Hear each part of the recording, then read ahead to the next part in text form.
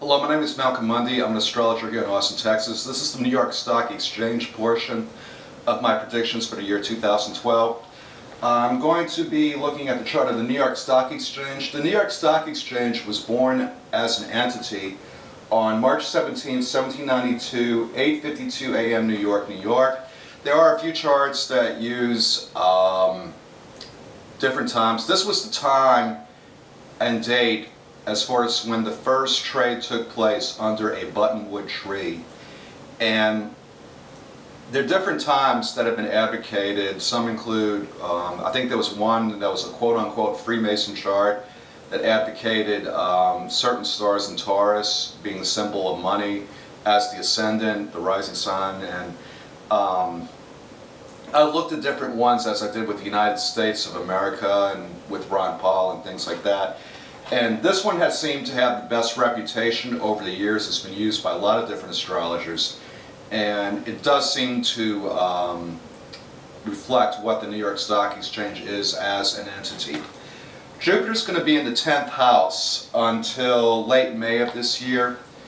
And despite the attacks from the Occupy Wall Street crowd, I think their reputation is going to remain intact, similar to the Federal Reserve. And I don't think you're going to see a quote-unquote expansion of their operations, but I do think there's going to be some enhanced technology in the wings, just as is the case with the Federal Reserve.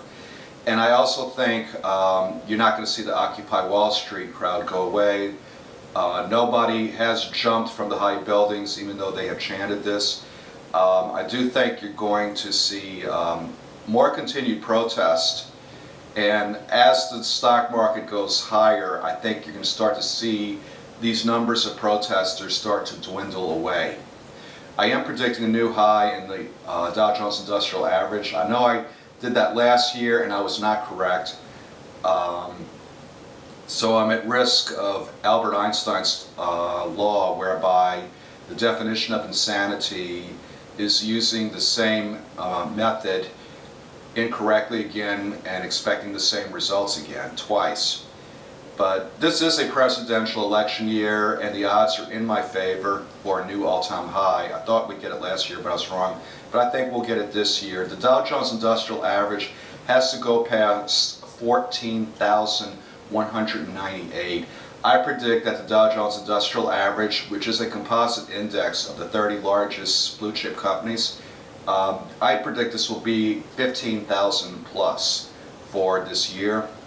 I don't know if that's going to continue into 2013, but I do think that's going to be where the action is. I think you'll see some smaller companies respond, but the real action for investment purposes is going to be the blue chip averages where the biggest dividend payouts are, because big financial powerhouses and pension funds want to invest their money with some kind of return. They're not getting that with Federal Reserve instruments because of the low interest environment. So I think we're going to see them go into that area.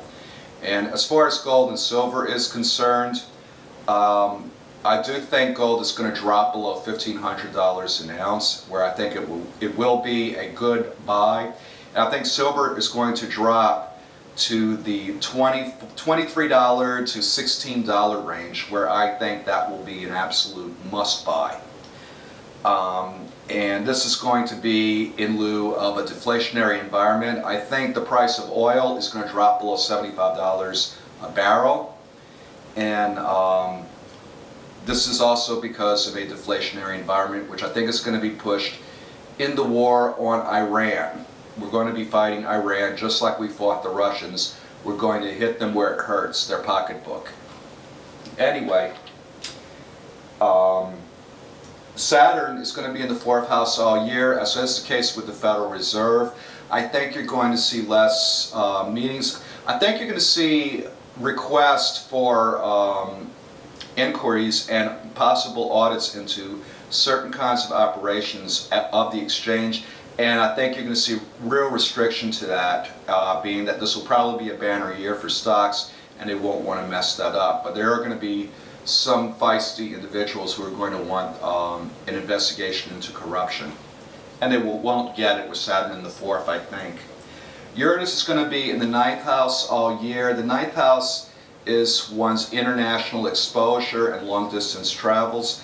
I think you're going to see more computer technology, as you would expect Uranus to be, involving international individuals to invest into the stocks and instruments on the New York Stock Exchange. So watch for an expansion of that, because we're going to see increased volume, increased volatility, and this is going to be not just from investors here in the US, but investors abroad trying to get a piece of the action. Next we're going to have Neptune in the 8th house. This, I tried to figure this one out because I don't think we're going to have many investments that are going to be down at the New York Stock Exchange this year. But the thing to remember about Neptune, Neptune has a glamorizing effect, and individuals who are born with Neptune near the ascendant, the rising sign, i.e. Marilyn Monroe, i.e. Brad Pitt, people like that with Neptune near the ascendant tend to have a glamorous appearance. And Neptune does have a glamorizing effect in terms of some areas. It does rule disappointments and heart and deception, but as far as glamorizing, it can have that effect too. And I think that's going to be it. You're going to see a lot of investments really glamorized as the place to be, and as is the deceptive nature of Neptune, it's going to fool you. So caveat emptor. Next we have Pluto. Pluto's going to be in the 6th house all year. Continued criticism of Wall Street, just as is the case with the Federal Reserve chart. This chart is ruled by the planet Jupiter, and again, I don't think you're going to be seeing, you're not going to really see any kind of criticism affect them. It's not going to stick.